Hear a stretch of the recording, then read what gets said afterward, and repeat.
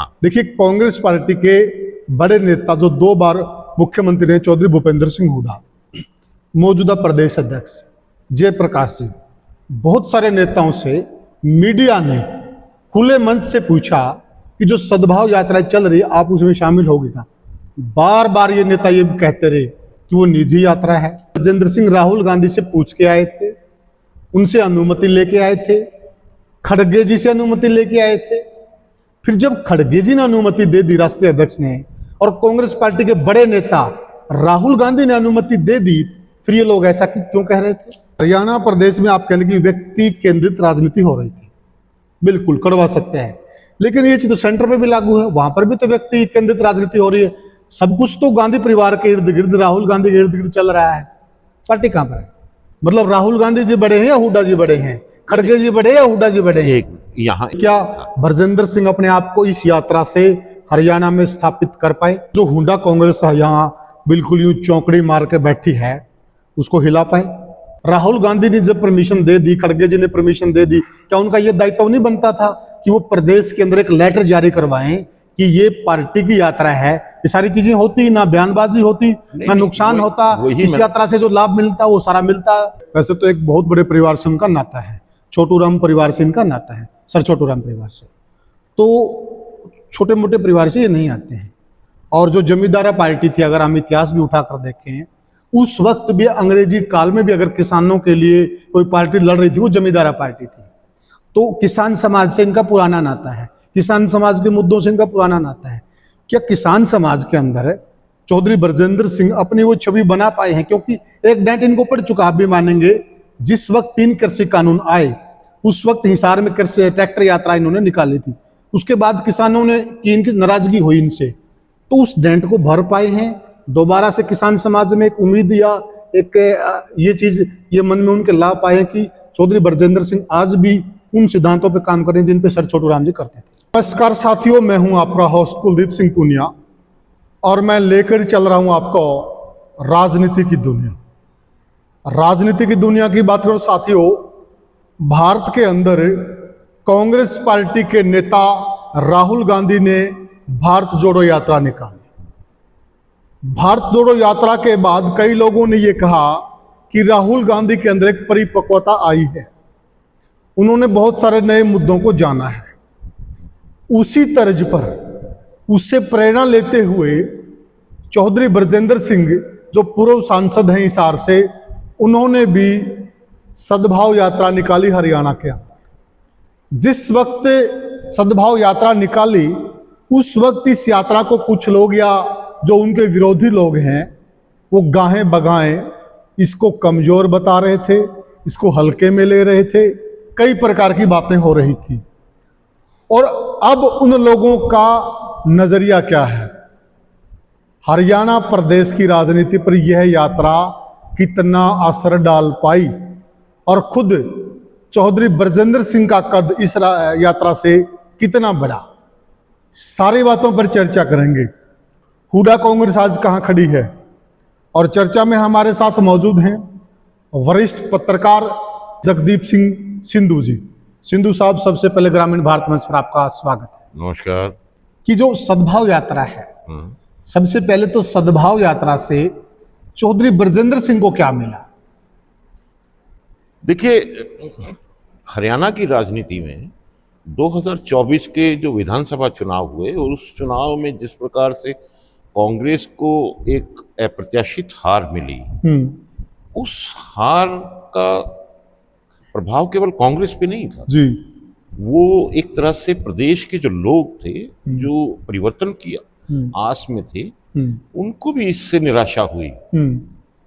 और उस निराशा में कई तरह के कारण ढूंढने की कोशिश की गई, और उन कारणों में बहुत से स्पष्ट और अस्पष्ट कारण दिखाई देने लगे। ठीक है। और कहीं कहीं ये बात आने लगी कि आखिर एक जीत की तरफ बढ़ती हुई कांग्रेस अच्छा अचानक इस तरह के परिवर्तन कैसे हो गए इस परिणाम में, और उनके हाथ से सत्ता कैसे फिसल गई।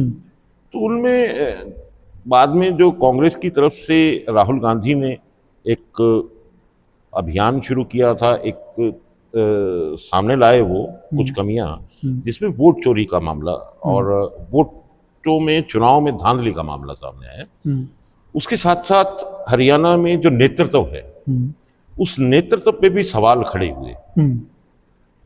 तो उसके बाद कुछ चीजें ऐसी घटनाक्रम होते रहे या परिवर्तन की कोई ऐसी आहट थी जिसमें जो पुराने कांग्रेसी थे या कुछ लोग ऐसे थे जो इस आकलन को करते हुए कांग्रेस के प्रति अपनी निष्ठा रखते हुए कांग्रेस को दोबारा एक निराशा के दौर से बाहर निकालना चाहते थे।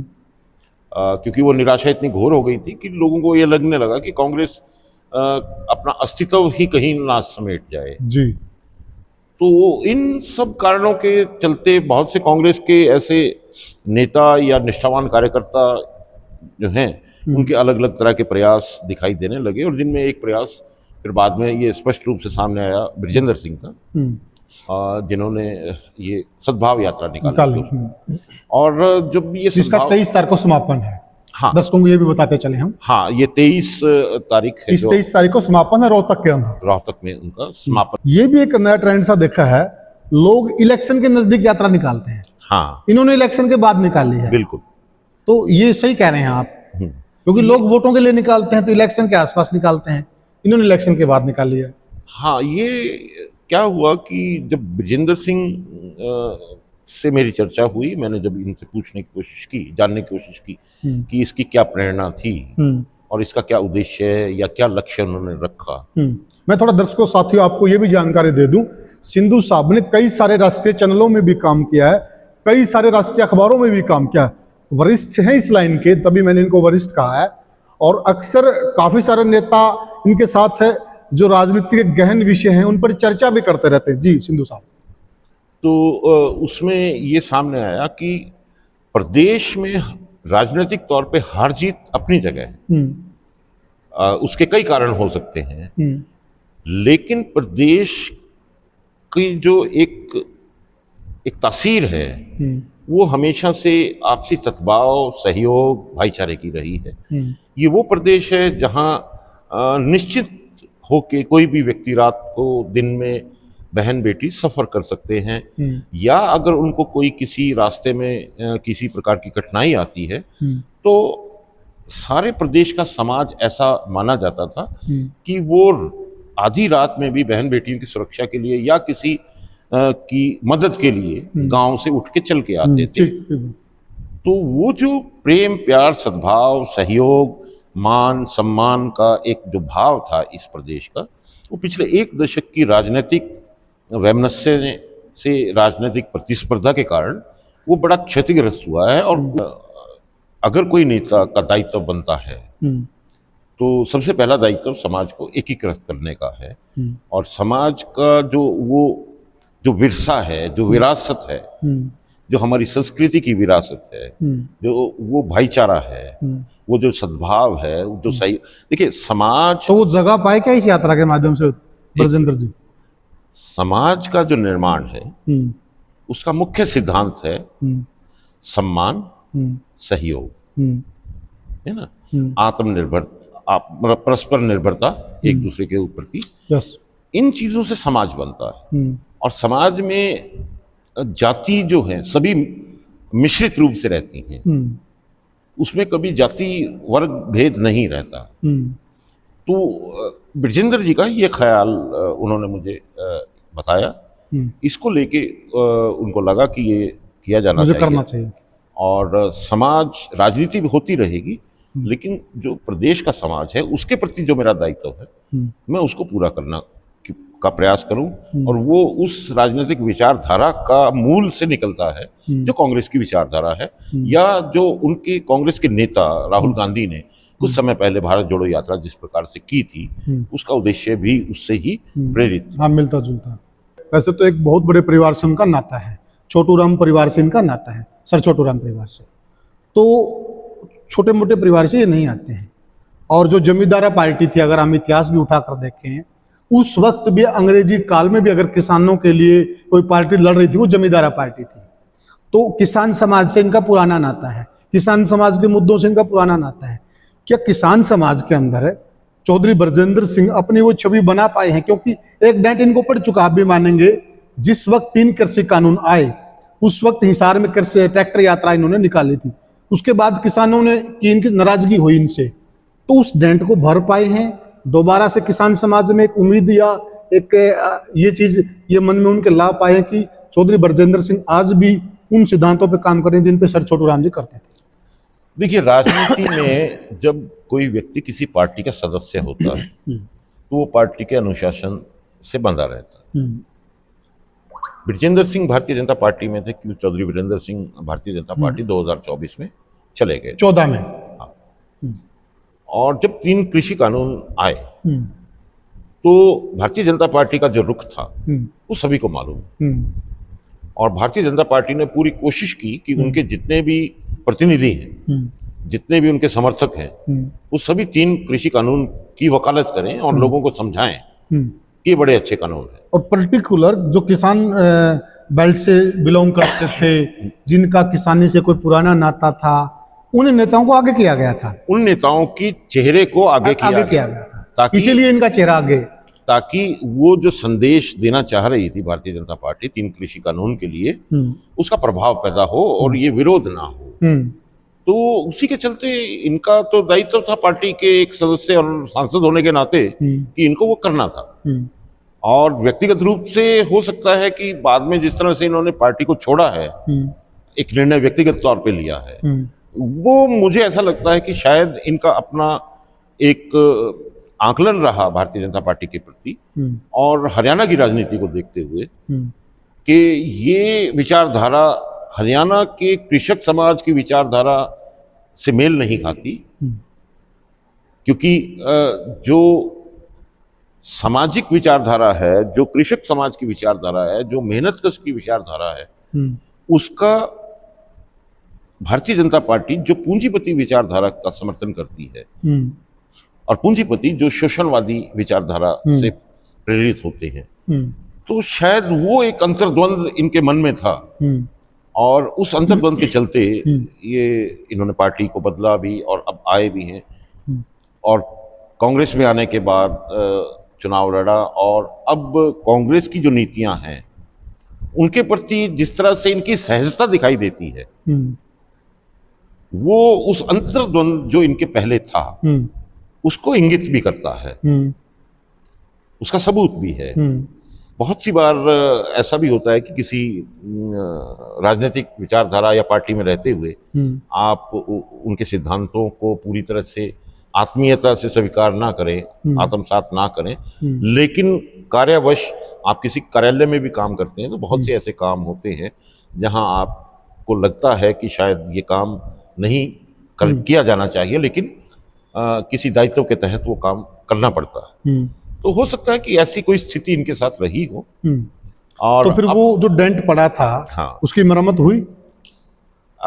देखिए, मरम्मत होने में काफी समय लगता है। ये उस जो भी वो घटनाक्रम रहा, जो भी वो एक बदलाव इनमें रहा और जो इन्होंने नई राह चुनी है और जो उन लोगों की नाराजगी है उसको कम करने के लिए या उसको मिटाने के लिए कई और प्रयासों की आवश्यकता रहेगी। मुझे लगता है उसमें ये पहला प्रयास है और ये एक बड़ा प्रयास उन्होंने किया है कि कृषक समाज के पास पहुंच बनाई है, उनके बीच गए हैं और शायद इनका ये अपना एक आभास हो कि मुझे प्रदेश के इस कृषक समाज के बीच जाना चाहिए, जिनको वो शायद पहले पार्टी में रहते हुए वो नहीं इतना गहरे से समझ पाए होंगे। हो सकता है ऐसा हो, मतलब एक वो रिश्ता नहीं बना पाएंगे जो वो बनाना चाहते थे। अब वो कांग्रेस में आकर वो चीज बना सकते हैं, शायद ऐसा लग रहा है। आप ये कह रहे हैं। हाँ। देखिए, कांग्रेस पार्टी के बड़े नेता जो 2 बार मुख्यमंत्री रहे, चौधरी भूपेंद्र सिंह हुड्डा, मौजूदा प्रदेश अध्यक्ष जयप्रकाश सिंह, बहुत सारे नेताओं से मीडिया ने खुले मंच से पूछा कि जो सद्भाव यात्रा चल रही है आप उसमें शामिल होगी क्या? बार बार ये नेता ये कहते रहे कि वो निजी यात्रा है, वो निजी यात्रा है, पार्टी का कोई लेना देना नहीं। दूसरी बात, चौधरी ब्रजेंद्र सिंह आज भी प्रेस कॉन्फ्रेंस में जिन साथियों ने वो कॉन्फ्रेंस की है, उसमें साफ शब्दों में कहा है, राजेंद्र सिंह राहुल गांधी से पूछ के आए थे, उनसे अनुमति लेके आए थे, खड़गे जी से अनुमति लेके आए थे। फिर जब खड़गे जी ने अनुमति दे दी, राष्ट्रीय अध्यक्ष ने, और कांग्रेस पार्टी के बड़े नेता राहुल गांधी ने अनुमति दे दी, फिर ये लोग ऐसा क्यों कह रहे थे? देखिए, हरियाणा प्रदेश की राजनीति में, कांग्रेस में जो गुटबाजी है, वो एक परिणाम उसका हरियाणा की 3 बार की विधानसभा की हार, ठीक है बात है ना, वो परिणाम है कि हरियाणा में जो नतीजे हैं वो गुटबाजी के परिणाम को वो साबित करते हैं। और दूसरा ये है कि एक व्यक्ति केंद्रित राजनीति और एक वर्चस्व केंद्रित राजनीति का जो दौर रहा है ना, तो उस दौर में जब उनकी जो वर्चस्ववादिता है उसको कोई नई चुनौती आने लगती है तो बौखलाहट आती है, तो निश्चित है कि वो बड़े डिफेंसिव हो जाएंगे और उस डिफेंस में वो तरह तरह से वो जो नई चुनौती है उसको खारिज करने की कोशिश करेंगे। तो जितने भी नेताओं ने ये कहा कि ये एक निजी यात्रा है या ये पार्टी की यात्रा नहीं है, तो मुझे ऐसा लगता है राजनीतिक विश्लेषक होने के नाते कि कांग्रेस पार्टी में जो एक व्यक्ति केंद्रित राजनीति जो चल रही थी उसको जो नई चुनौती आ रही है उस चुनौती को ही खारिज करने की प्रयास उन्होंने किया। तो सिंधु साहब देखिए, इसमें भी 2 बातें हैं। हरियाणा प्रदेश में आप कहने की व्यक्ति केंद्रित राजनीति हो रही थी, बिल्कुल कड़वा सत्य है, लेकिन ये चीज तो सेंटर में भी लागू है, वहां पर भी तो व्यक्ति केंद्रित राजनीति हो रही है। सब कुछ तो गांधी परिवार के इर्द गिर्द, राहुल गांधी के इर्द गिर्द चल रहा है, पार्टी कहां पर है? देखिए, कहने वाले जरूर कहते हैं कि सब कुछ राहुल गांधी परिवार के इर्द गिर्द चल रहा है, लेकिन कांग्रेस के राज में मुझे नहीं लगता, मैंने तो नहीं देखा कि कभी पर्ची से सीएम निकलते हों। आपने राजस्थान में देखा होगा, आपने मध्य प्रदेश में भी देखा है और आपने हरियाणा में भी देखा है ना। तो बातें कई तरह की हो सकती हैं, लेकिन जहां तक, लेकिन इसका एक पहलू ये भी जो आप कह रहे हैं, ये सही बात है कि पर्ची से सीएम निकल रहे हैं, हाँ, लेकिन इसका एक पहलू ये भी तो अनुशासन देखिए, पर्ची से निकला फिर भी कबूल है नहीं, यहाँ कबूल ही नहीं होता। यहाँ राहुल गांधी ने परमिशन दे दी, खड़गे ने परमिशन दे दी, मतलब राहुल गांधी जी बड़े हैं या हुड्डा जी बड़े हैं, खड़गे जी बड़े या हुड्डा जी बड़े हैं? यहाँ रोकता हूँ आपको। देखिए, क्या है कि किसी का अनुशासन, किसी पार्टी का और किसी पार्टी की उदारता, ठीक है, ये उनके मूल विचारधारा के कुछ धाराएं हो सकती हैं, उनका एक कार्यशैली हो सकती है। अब जो आप कह रहे हो कि ये अनुशासन है और यहाँ मानते नहीं कांग्रेस में, ये एक अलग अलग तरह की किसी भी राजनीतिक पार्टी की संस्कृति हो सकती है। कांग्रेस का जहाँ तक कहें तो हमेशा से एक धड़े कांग्रेस में अंतर्द्वंद में हमेशा से रहे हैं और वो बड़े स्पष्ट दिखाई भी देते हैं। वो वी कामराज से अगर देखें तो वो बाद आते आते तक नरसिम्हा राव, सीताराम केसरी और उसके बाद तक ये चलते रहे, मनमोहन सिंह के दौर, सब दौर चलते रहे। जबकि अगर भारतीय जनता पार्टी की बात करें तो वहाँ अगर अंतर्द्वंद भी हैं, अंतर मतभेद भी हैं, तो वो सतह पे आने में उनकी जो एक संगठन है, जिनको उनकी अनुषांगिक संगठन, मात्रिक संगठन बोलते हैं, राष्ट्रीय स्वयंसेवक संघ, वो उसको सतह पे आने से रोकता है और उसको एक तरह से लिपापोती करता है। तो ये एक मूल अंतर है कहीं यहाँ राजनीतिक धाराओं में, उनकी कार्यशैली, अनुशासन या किसी भी बात को कह लें, ऐसा दिखाई देता है। तो इसमें भी एक चीज है, हाँ, देखिए आरएसएस की जो भूमिका बीजेपी में है, हाँ, एक जमाने में कांग्रेस सेवा दल की भूमिका वही होती थी, तो कांग्रेस सेवा दल पीछे क्यों रह गया? आरएसएस इतना मजबूत हो गया? नहीं, कांग्रेस सेवा दल इस तरह से नीतियां डिक्टेट नहीं करता था।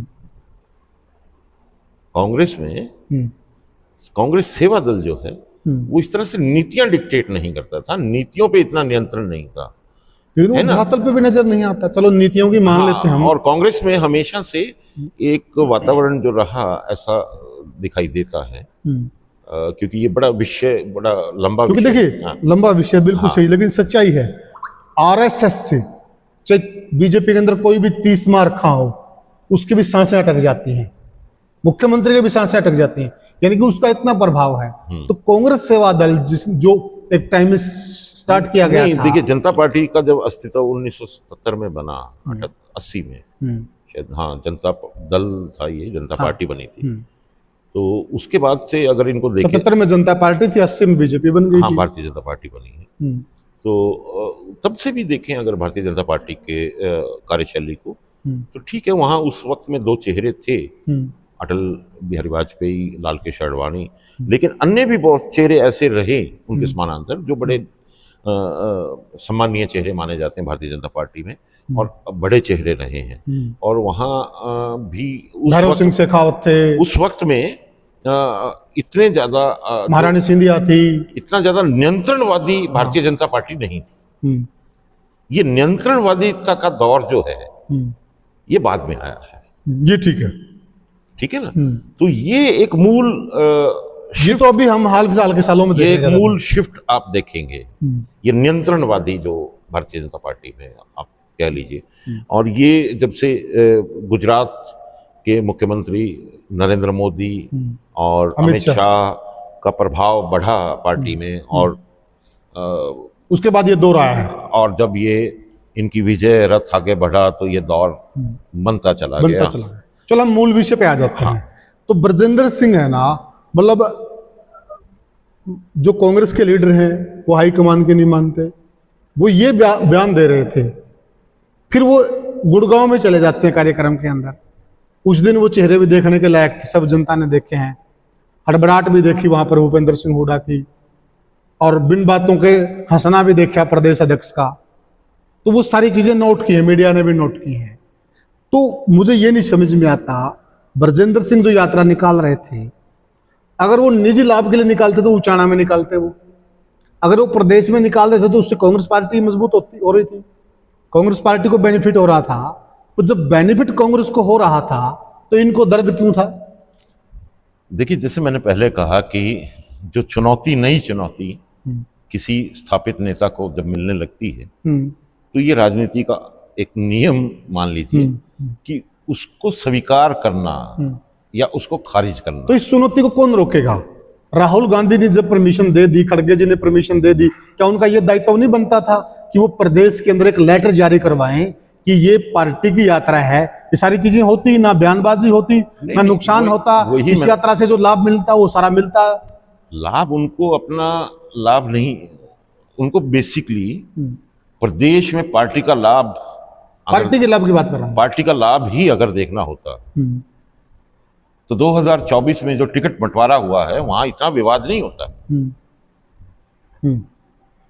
या उससे पहले भी 2019 में भी जिस प्रकार की पार्टी की स्ट्रेटेजी थी, जो रणनीति थी चुनाव से पहले, जब सभी गुटों को इकट्ठा किया गया है ना, तब भी अगर प्रदेश में पार्टी के लाभ की बात होती तो तब भी ये किले, अपने अपने किले को ऐसे नहीं बना के रखा जाता, है ना। ये तो हमेशा किसी पार्टी, और कांग्रेस में खास तौर पे ये थोड़ा ज्यादा दिखाई देता, ज्यादा होता भी है। और जो प्रदेश के ये नेता हैं, अब गुड़गांव में जिस तरह से राहुल गांधी आए, जहां तक सद्भाव यात्रा की सवाल है, सद्भाव यात्रा की जो अनुमति है जब ये शुरू हुई, इसकी अनुमति कांग्रेस के द्वारा दी गई। और जो लोग कहते हैं कि हमारे राष्ट्रीय नेता हैं, जब राष्ट्रीय नेता की अनुमति है, यही मैं जनता भी जानना चाह रही है, जब राष्ट्रीय नेता को आप मानते हैं और उनके द्वारा अनुमति दी गई है, तो ये विरोधाभास क्यों? ये विरोधाभास इसीलिए है, अनर्गल बयानबाजी क्यों? ये विरोधाभास इसीलिए है क्योंकि उनकी अपनी सत्ता, उनकी अपनी नेतागिरी को चुनौती मिल रही थी, और उन्होंने, तो फिर इस पे एक्शन नहीं होना चाहिए? वो पार्टी देखेगी, उसमें हम कुछ नहीं कह सकते। नहीं होना चाहिए कि नहीं होना चाहिए आपके हिसाब से? नहीं, पार्टी को अपना निर्णय लेना है उसमें कि पार्टी उसमें क्या करना चाहती है, क्या नहीं करना चाहती। अनुशासनहीनता की श्रेणी में नहीं आता ये पार्टी को देखना है। हम सिर्फ स्थितियों का बयान कर सकते हैं, है ना, हमारा काम सिर्फ स्थितियों को बयान करना है। उसका आकलन करना है, नहीं, उसकी आकलन समीक्षा। का- हाँ, समीक्षा के हिसाब से जान रहे हैं। हाँ, समीक्षा में निर्णय हम नहीं दे सकते। नहीं, समीक्षा के हिसाब से जान रहे हैं। क्या आपको लगता है कि आता है क्या समीक्षा के नहीं, हिसाब से? इसमें मेरे लगने का मतलब हो जाएगा कि मैं उसमें पार्टी बनता हूँ। अच्छा, चलो छोड़ दीजिए, ठीक है ना। ये चूक लगती है आपको कि राहुल गांधी और हाईकमान कहीं कहीं चूक रही? जब परमिशन दे दी थी तो फिर ये संदेश क्यों नहीं पहुंचा, नीचे नीचे क्यों नहीं पहुंचा? देखिए, ये जवाब देंगे वो, इसका जवाब मैं नहीं दे सकता। ये जब बात यहाँ है, बिंदु ये है कि इसको, जिसको आप राष्ट्रीय नेता मानते हैं, उन राष्ट्रीय नेताओं की अनुमति से जब ये यात्रा शुरू हुई है तो उस यात्रा के लिए आपको समर्थन करना चाहिए था। यस। अगर नहीं किया तो वो प्रदेश का अपनी जो गुटबाजी है, प्रदेश में जो केंद्रीय व्यक्ति केंद्रित राजनीति है, उसको जो चुनौती मिल रही थी, उस चुनौती को खारिज करने के उस राजनीति के प्रयास रहे हैं। ये उस तरह से देखा जा सकता है और वैसे ही देखा भी जाना चाहिए। अच्छा, ये बताइए, क्या ब्रजेंद्र सिंह अपने आप को इस यात्रा से हरियाणा में स्थापित कर पाए? अभी कहना मुश्किल है, लेकिन जितना उनको लोगों ने मान सम्मान दिया है, जितना उनके प्रति लोग साथ आए हैं, उससे ऐसा लगता है कि जो ब्रजेंद्र सिंह के बारे में जिस प्रकार का प्रचार किया जा रहा था, लोगों ने जब उनसे स्वयं मिले हैं तो उसके बाद उनकी अवधारणाओं में, उनकी धारणाओं में ब्रजेंद्र सिंह के प्रति थोड़ा बदलाव अवश्य देखने को मिलता है। और ब्रजेंद्र सिंह की जो छवि है वो सुदृढ़ हुई है, इसमें कोई दो राय नहीं। तो जो हुंडा कांग्रेस यहाँ बिल्कुल यूं चौकड़ी मार के बैठी है, उसको हिला पाए?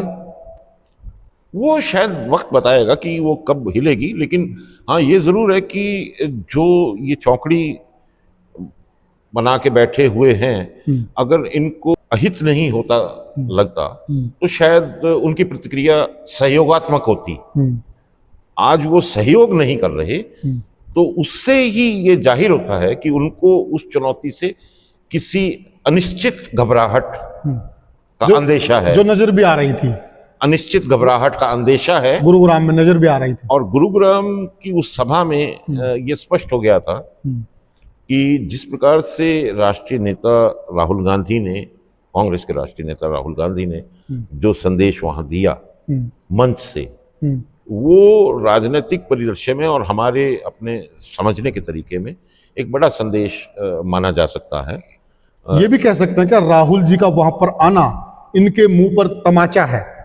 देखिए, ऐसी शब्दावली हम नहीं प्रयोग कर सकते। नहीं है तो, लेकिन हाँ, ये जरूर कहा जा सकता है क्योंकि उन्होंने परमिशन दी, ये लोग बकवास कर रहे थे इस यात्रा के बारे में, वो फिर आए हैं, फिर उन्होंने जाना भी पड़ा, चेहरे भी देखने के लायक थे, तो तमाचा नहीं कहेंगे तो और क्या कहेंगे? नहीं, ये शब्दावली हमारे लिए उचित नहीं है। लेकिन हाँ, ये जरूर कहा जा सकता है कि इन लोगों को, जिन्होंने इस यात्रा का विरोध किया था, उनको एक तरह की आत्मगिलानी जरूर हुई कि अभी तक यात्रा का विरोध कर रहे थे, फिर वहां जाना पड़ा। सामने सभी जनता को ये कह रहे थे कि यात्रा निजी है, आधिकारिक नहीं है। हाँ, यस। लेकिन वहां उनको उपस्थित होना पड़ा। तो वहां उपस्थित होने के लिए जो उन्होंने हिम्मत जुटाई होगी, एक जो बहाना घड़ा कि वो राष्ट्रीय नेता हैं इसलिए वो वहां पहुंचे हैं, जहां अगर वो प्रदेश में आएंगे तो हम जाएंगे, तो वो खोखला सा लगा जनता को। हाँ, खोखला लगता है, वो तर्कसंगत नहीं लगता, ये कहा जा सकता है। और ये भी कहा जा सकता है कि वहां इनको जाना पड़ा जिस तरह से, और वहां जिस तरह से ये संदेश दिया गया, उससे एक संदेश तो साफ हो गया है कि राहुल गांधी ने अप्रत्यक्ष रूप से ये जता दिया वहां एक मंच पे सभी नेताओं को कि जो नेता मेहनत करेगा, पार्टी की विचारधारा को समर्पित है और व्यक्तिगत उद्देश्यों से, व्यक्तिगत स्वार्थ से, व्यक्तिगत महत्वाकांक्षा से अलग हटके पार्टी के प्रति निष्ठा रखेगा, उसको राहुल गांधी का समर्थन है। तो वो जो बात है कि व्यक्तिगत स्वार्थ, व्यक्तिगत महत्वाकांक्षा, उसको राहुल गांधी ने बड़े साफ रूप से रेखांकित कर दिया। तो फिर ये कह सकते हैं कि अब हुड्डा युग बीत गया है। वो समय तय कर देगा उसका, तो क्योंकि जिस तरह से उनकी अपनी जो एक तरह की बचाव की शैली है, वो बचाव की शैली ही बता रही है कि उनको ऐसा लगता है कि उनकी पारी। एक फिल्मी डायलॉग भी है कि जनाब आप जो शब्द बोल रहे हैं लेकिन आपका चेहरा साथ नहीं दे रहा, ऐसा कुछ था वहां पर। वो तो स्पष्ट देखा ही है, आप लोगों ने वीडियो में सभी ने देखा है। बिल्कुल जो हुआ है वहाँ, जो मंच पे हुआ और जिस प्रकार से वहाँ कोशिश की गई कि हड़बड़ाहट थी, जमीन खींचने की हड़बड़ाहट थी। हाँ, एक नेता के उभरने की हड़बड़ाहट थी, जनाधार की हड़बड़ाहट थी, कई प्रकार की वहां हड़बड़ाहट थी, वो साफ साफ नजर भी आ रही थी। क्या फिर आप ये मानते हैं कि अब ब्रजेंद्र सिंह को इस यात्रा के बाद बैठना नहीं चाहिए? क्यों ना फिर अब वो गांव टू गांव उचाना की करें? नहीं, वो देखिए उनके अपने कार्यक्रम कुछ हो सकते हैं तय हो, और अगर वो उचाना की करें तो अच्छा नहीं रहेगा क्या? शायद हो सकता फिर है, वो हल्के पकड़ लें। हो सकता है अभी उनके, मेरा ये मानना है अगर वो चुनाव तक रहेंगे बिजी, ऐसे ही रहेंगे, चर्चा में रहेंगे, ठीक है, लोगों से जुड़ेंगे, सीखेंगे। पार्टी की प्राथमिकताएं अलग अलग होती है, पार्टी के कार्यक्रम अलग अलग होते हैं। हो सकता है कि पार्टी की कोई और प्राथमिकताएं हों, कोई और कार्यक्रम हों जिनमें उनकी व्यस्तताएं रहेंगी। और ये तो उन्होंने स्पष्ट कर ही दिया है कि उनका जो पहली प्राथमिकता है वो प्रदेश के लोग, किसान वर्ग, प्रदेश की जो समस्याएं हैं उनको जानने की रुचि, उनके समाधान ढूंढने का उनका प्रयास, और प्रदेश को एकजुट रखने का उनका लक्ष्य। ये मान ले कि जो किसान मसीहा का ये परिवार है अब दोबारा से किसानों के बीच में लौट आया है। हाँ, ये कहा जा सकता है कि ये कहा जा सकता है, बिल्कुल कहा जा सकता है कि एक राजनीतिक भूल अगर कोई हुई थी तो उसको सुधारने का पूरा प्रयास जारी, गंभीर प्रयास जारी, ठीक बात है। हाँ, गंभीर प्रयास के तौर पे इसको देखा जाना चाहिए। चर्चा करें हम जी। साथियों, देखिए एक चीज तो निश्चित है, पहले जब भी हरियाणा की राजनीति का विश्लेषण करते थे तो कुछ राजनीतिक विश्लेषक ये कहते थे कि कांग्रेस पार्टी के लिए हुड्डा परिवार ने मेहनत की है। सच है। अब ये भी कहेंगे लोग कि कांग्रेस पार्टी के लिए चौधरी ब्रजेंद्र सिंह ने भी मेहनत की है। जिस प्रकार से उन्होंने डगर नापी है पूरे हरियाणा की, हल्का टू हल्का, इसमें कोई दो राय नहीं है। मैं भी हाल फिलहाल के कि अगर हम चर्चा करें, कांग्रेस पार्टी का शायद ही कोई नेता हो जिसने हाल फिलहाल में इस प्रकार की यात्रा हरियाणा में की हो। शायद नजदीक भविष्य तक भी कोई नजर नहीं आ रहा है। तो इसमें कोई दो राय नहीं, अब मेहनती नेताओं की क्लास में वो शामिल हो गए हैं। अब देखना यह होगा कि ये मेहनत कितनी रंग लाती है। जो एक भूल हुई थी, जो एक विचारधारा थी सर छोटू राम की, जमींदारों की हक की विचारधारा, उससे ये परिवार दूर चला गया था। अब दोबारा से ये परिवार उसी विचारधारा के नजदीक आ गया है। ये देखेंगे, हम भी देखेंगे, आप भी नजर बनाए रखिएगा। और जो हमने चर्चा की है, क्या चौधरी ब्रजेंद्र सिंह हरियाणा की राजनीति में अब स्थापित हो गए हैं? आप कमेंट सेक्शन में जरूर बताइएगा। फिर मिलेंगे किसी और वीडियो में किसी और मुद्दे पर, तब तक के लिए राम राम।